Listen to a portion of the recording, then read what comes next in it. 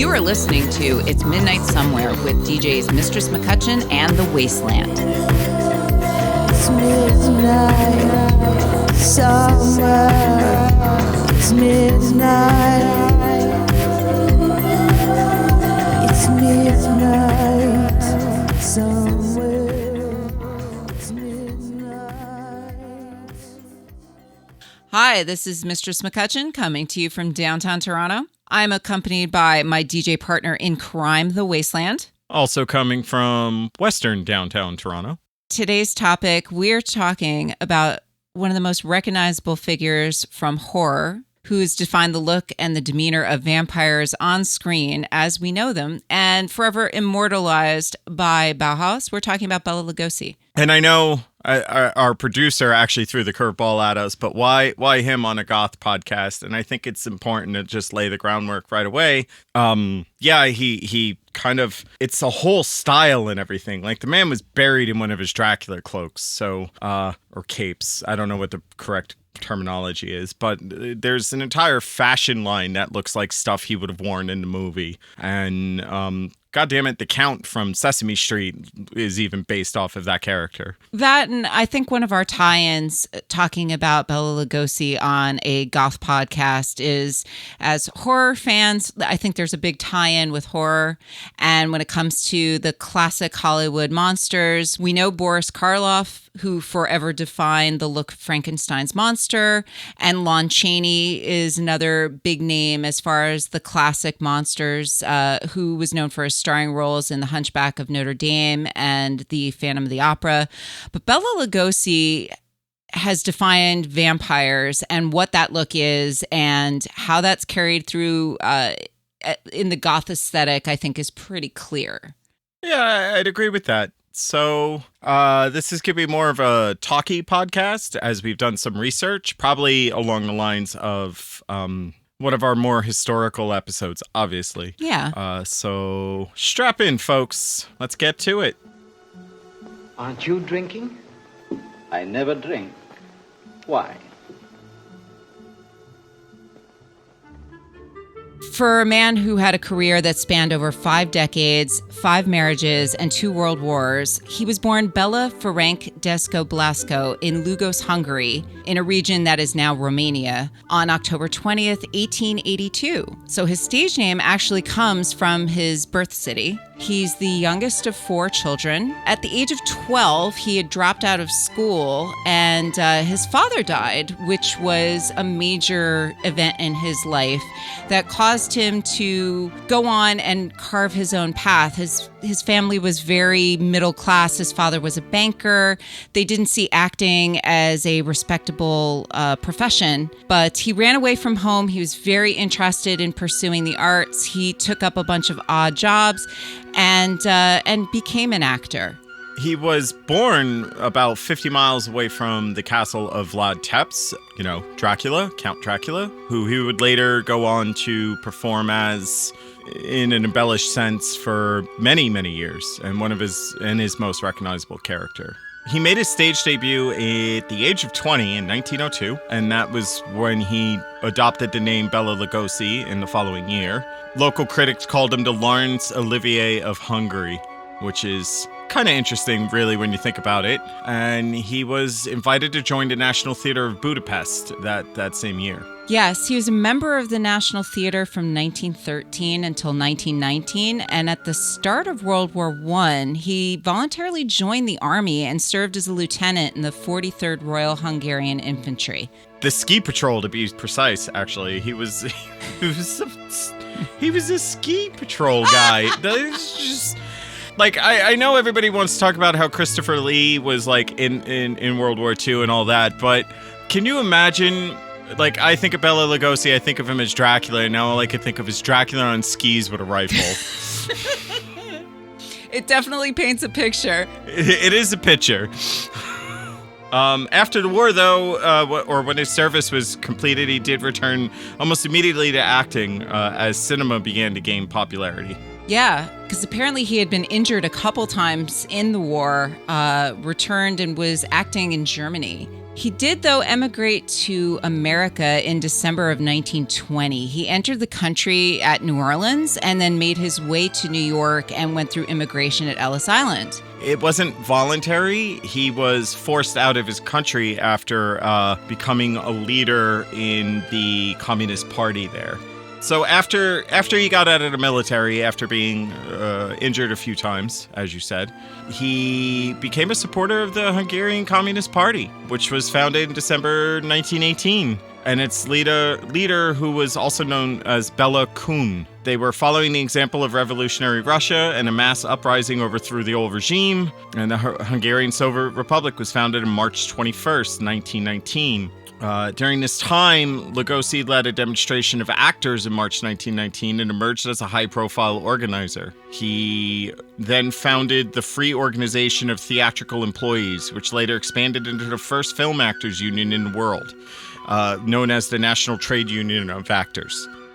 This whole political involvement or Soviet-Hungarian government was very short-lived and was actually overthrown. I forget the exact date, but later that same year. It was only a few months, and that is what forced him from his homeland. He didn't speak any English upon arriving in the United States, and his first Hollywood film in 1923, The Silent Command, he had to learn his lines phonetically through the aid of a tutor.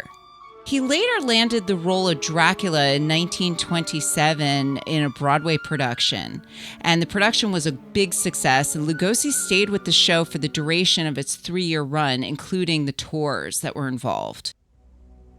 It wouldn't be later until 1931 that Bela Lugosi would be immortalized in his role as Dracula on film.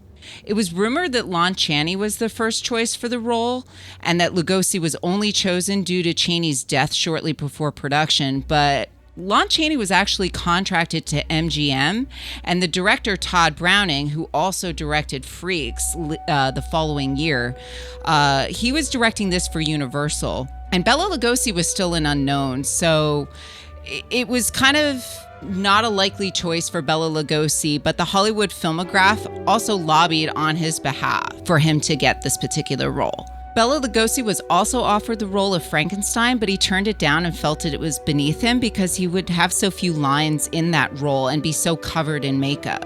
He was actively working in film and held a lot of different roles within the horror genre, like the adaptation of Edgar Allan Poe's Murders in the Rue Morgue and Island of Lost Souls, and even co-starring with Boris Karloff in The Black Cat, The Raven, and The Invisible Ray.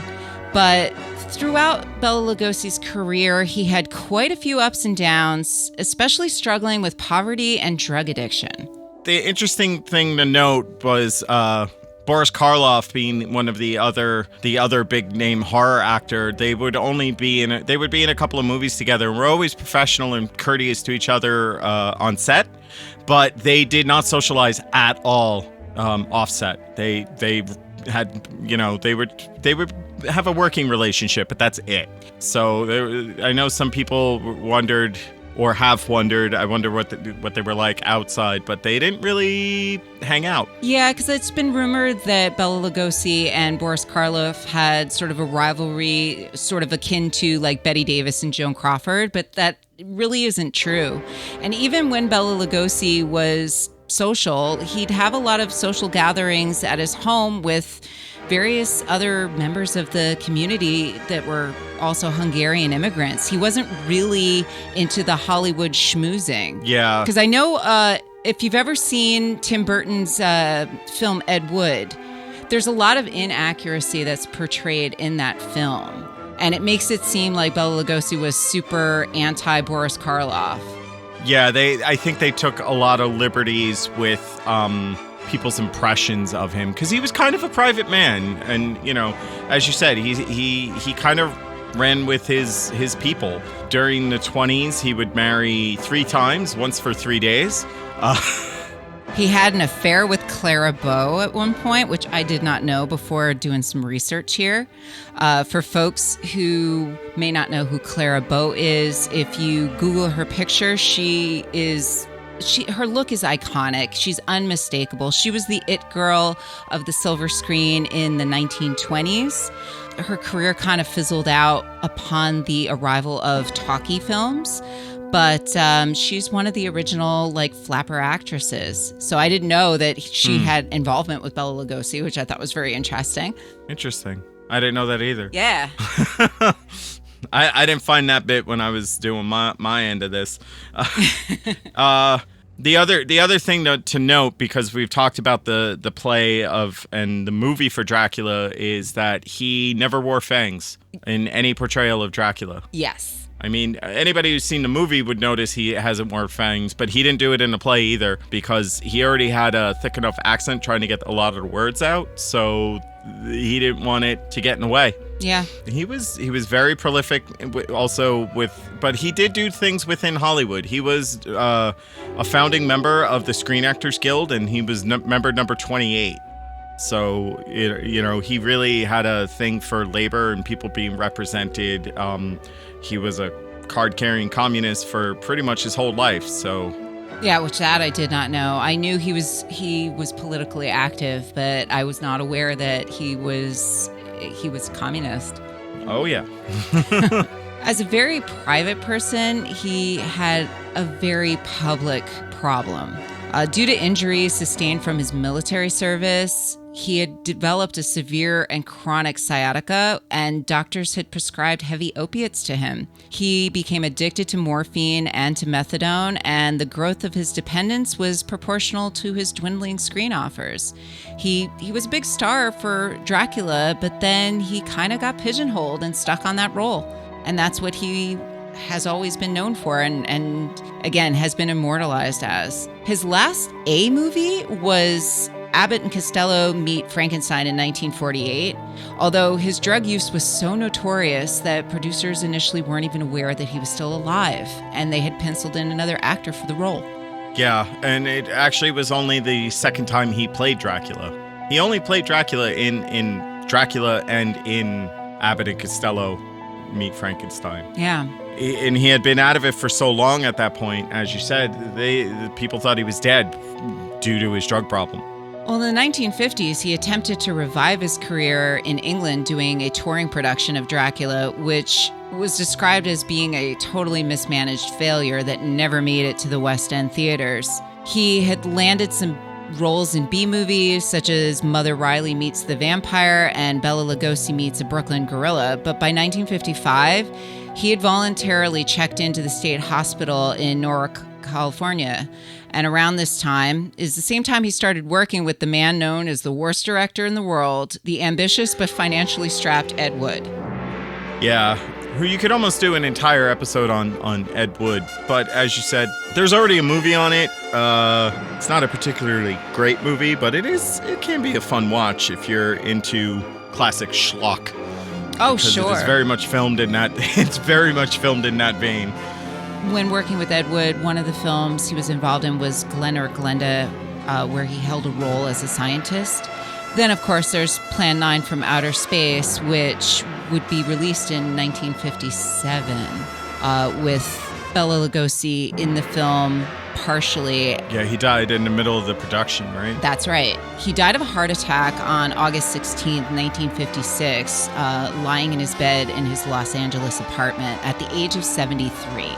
And Ed Wood filled in his role with his wife's chiropractor, who portrayed the role partially with his cape over his face, which was something that Bela Lugosi would do in some of his earlier films with Boris Karloff and in some of his other roles when he was portraying Dracula. He was buried in his Dracula cape at Holy Cross Cemetery in Culver City, California, but contrary to popular belief, it was not his request. It was a decision that was actually made by his son, Bela Lugosi Jr., and his fourth wife, Lillian Arch, who believed that would be something he'd appreciate and that he liked. Lillian Arch, who he spent, it was his longest of his 5 marriages as well. I believe they were married for about 20 years. Yeah. She went with him to England as he was touring the Dracula plays. And apparently he was already in his 60s portraying Dracula in England, and the plays were touring through Leicester and Brighton, and with the intention of making it to London, and it was just such a disaster. And apparently a lot of the actors that were involved were not professional, were just these amateurs, and then goofy things would happen, like they'd have a prop bat that would overstay its welcome on the stage and things like that. So it was kind of a disaster. But Lillian was very loyal. She was with him through that England tour, would always have a cigar ready for him after he was off the stage and that sort of thing. So, but yeah, he was married 5 times, because at the end of his life, he had married a fan, and she had come home and was the one who found him after his heart attack. Yeah, his son had noted, as since you mentioned a cigar, that he was an avid cigar smoker, but he would never bring it in the house and never smoke in front of his son. Whenever his son would call him while he was having a cigar, he would always put it somewhere discreet, like in a box or off to the side.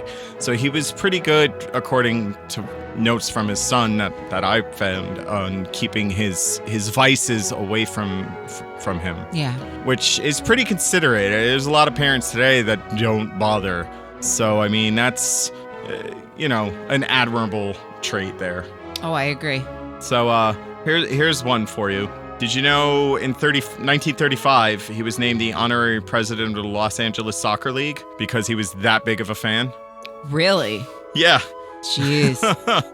But yeah, he was a pretty active member of the Hungarian community, and again, it makes sense coming over as a Hungarian immigrant and fleeing your country for political strife. They stuck together for sure. But it's just so amazing that this whole idea of vampirism, how it's portrayed in film. Because earlier than Dracula was Nosferatu, and vampires were made as monsters, and Bela made being a vampire very romantic, and it's kind of nuts. Almost sexy. Yeah, he made it sexy, and it's crazy to see how that iconic look has just carried over for so long. There are entire websites out there, especially for men, where you can get vampire style clothing, where it's just like literally a vest and a shirt with some brocade on it, and it's all looks exactly like something he would have worn in a movie, just with more flash to it. As I said earlier, it's the Count from Sesame Street is based on him and his look, which I think to me is kind of where, when you get represented on Sesame Street by a puppet made by Jim Henson, you have made a cultural impact on more people than I think you realize. That, right? Yeah, as a cultural icon, again, the most memorable portrayal of Dracula from almost 100 years ago at this point. It's crazy. Yeah, the Dracula himself, as they called him. Yeah. Yeah, while Bela Lugosi is a cultural icon and is representative of what a vampire is, with the accent, with the look, with the way with the delivery of his lines, which were always copied. Because later Christopher Lee would then portray Dracula, as would Gary Oldman in the remake of Bram Stoker's Dracula with Winona Ryder and Keanu Reeves. But again, Bela Lugosi's portrayal has been the one that's cemented it all. Even if you go outside of just the Dracula movies, if you go to just about any vampire movie, there's always something. There's always something there that'll remind you of the original. Like, they draw on it so heavy. Hollywood kind of keeps eating the same ideas and spitting them back out. So if it's not Nosferatu, it's Bela Lugosi. There's really only 2 ways you can go. There's always the old vampire who's got the cape or the vests and, that style, maybe with a cane, or as you said, Gary Oldman with the seductive thing, because Dracula was a bigger hit with women than it was with men in the 30s, and most of his fan mail came from women, so I'm not surprised he was married 5 times. Yes, I saw that too, actually. He was 6'1" and apparently very charming, very charismatic, and had a lot of female fans. Yeah, so, he kind of lived the part, so to speak. Yeah. He was charming and got their attention. Yeah, and to me, it's a shame in Tim Burton's Ed Wood film that they just got so many things so wrong. He never owned small dogs. He didn't use profanity. He did not have a massive rivalry with Boris Karloff.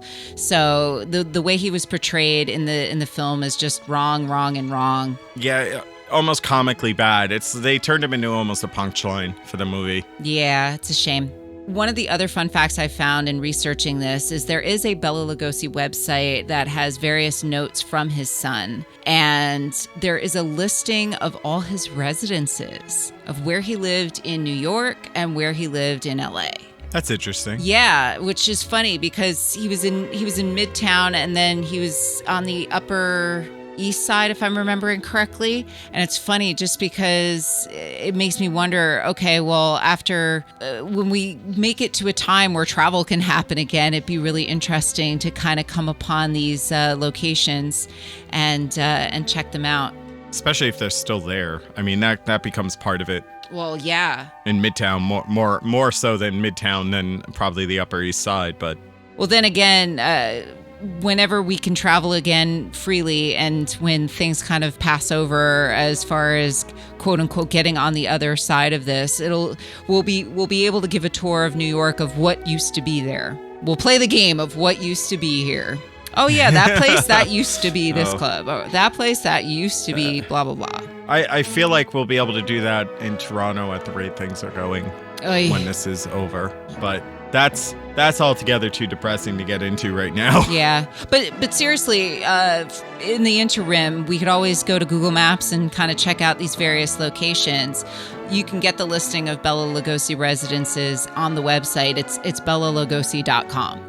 And it gives the full rundown of where he lived from 1921, his various apartments in New York City, all the way through to where he lived in LA and in Hollywood.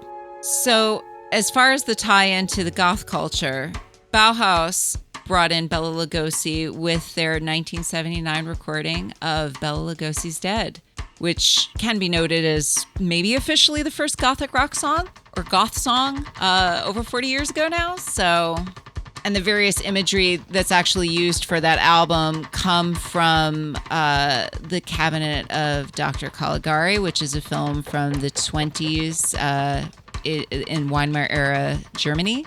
The other album art that you'll see associated with Bela Lugosi's Dead comes from a film called The Sorrows of Satan, which is actually based on a novel by Marie Corelli that came out in 1895 and was later filmed in 1926.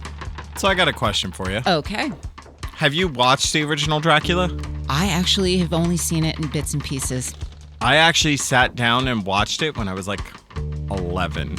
Somebody had it on videotape and I was like, I want to see this. This is the original. Which is really hard to sit down as a hyperactive 11-year-old boy and watch, a very slow-moving old movie, like before they put music in films. But I did it.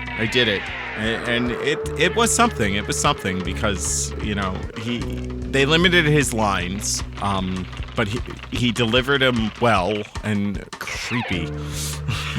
Yeah, I mean, sitting through some of those old films, and it's sad because here we are in 2020 talking about films from almost 100 years ago and 100 years ago, films that came out in the 20s.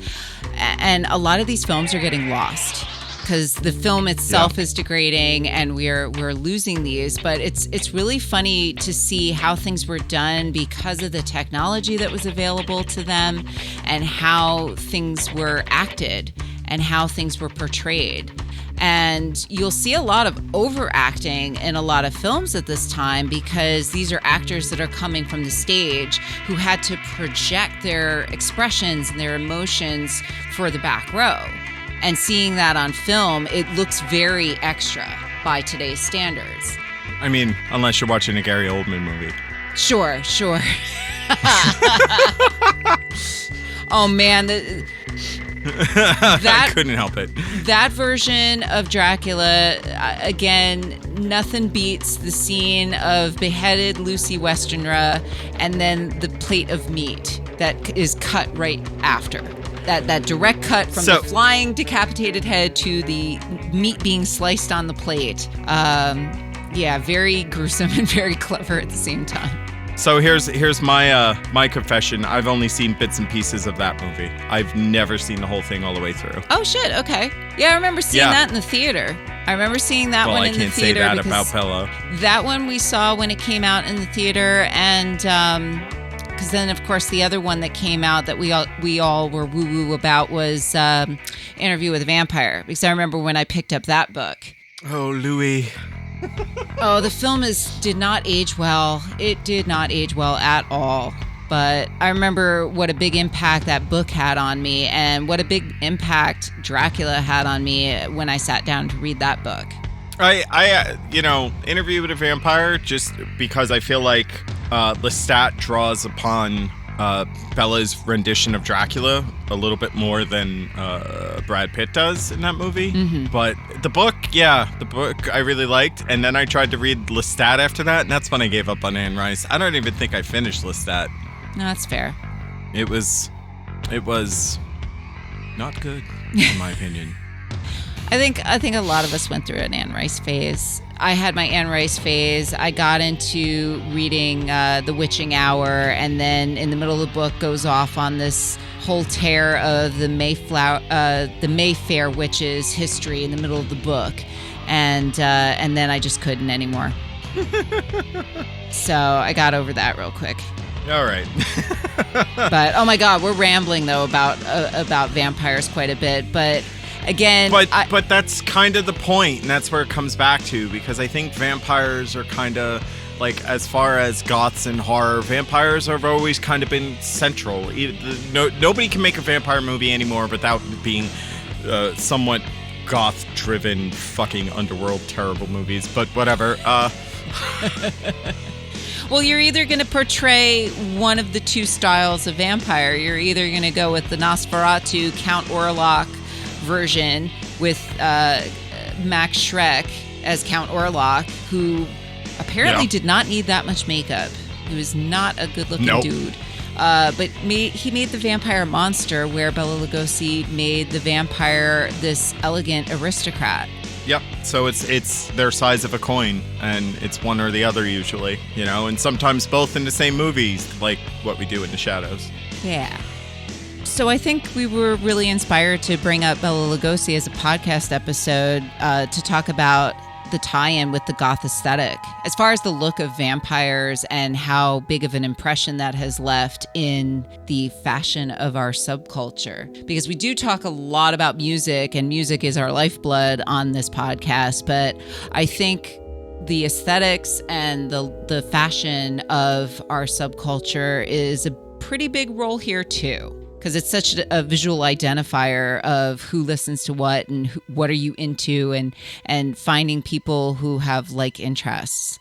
But hopefully this will inspire some film watching and taking a look back at some of those old films. Because I think this is definitely going to inspire me to check out the original of Dracula. And there is a really nice little documentary about Bela Lugosi that's available on YouTube that I'll be sure to link in the notes. And I think that about wraps it up for this episode. Yeah, of course, you all know the drill by now. Please like, subscribe, share, tell your friends, put it out on your Facebook page, do whatever you can. Let people know that we're here. I know some of you have. Thank you, Sasha, out in the UK, who almost every week every time we drop an episode, puts us up on her Insta. You could drop us a line at It's Midnight Somewhere Podcast at gmail.com. You could also find us on Facebook at It's Midnight Somewhere. You can also find us on Prophecy_online on Twitch, where every Friday night, one of us is going to be on at least at 10. And on the first Friday of every month, aka Bandcamp Fridays, we will be doing a full prophecy where we're both there and shenanigans will ensue. We still have stickers available. You can find those at morbidoutlook.com and order them there. That helps us offset things like podcast costs for us. So if you want to pick some up, we'd appreciate it. Of course, we'd like to say thank you to Marion Green for the artwork on said stickers and Robin Bright for our intro song. And of course, Justin, our intrepid producer who makes the no dollars but gets plenty of hugs from not me. Or just not. All right, that's about it. Everybody, thanks. It's midnight, somewhere. It's midnight. It's midnight, somewhere. It's midnight.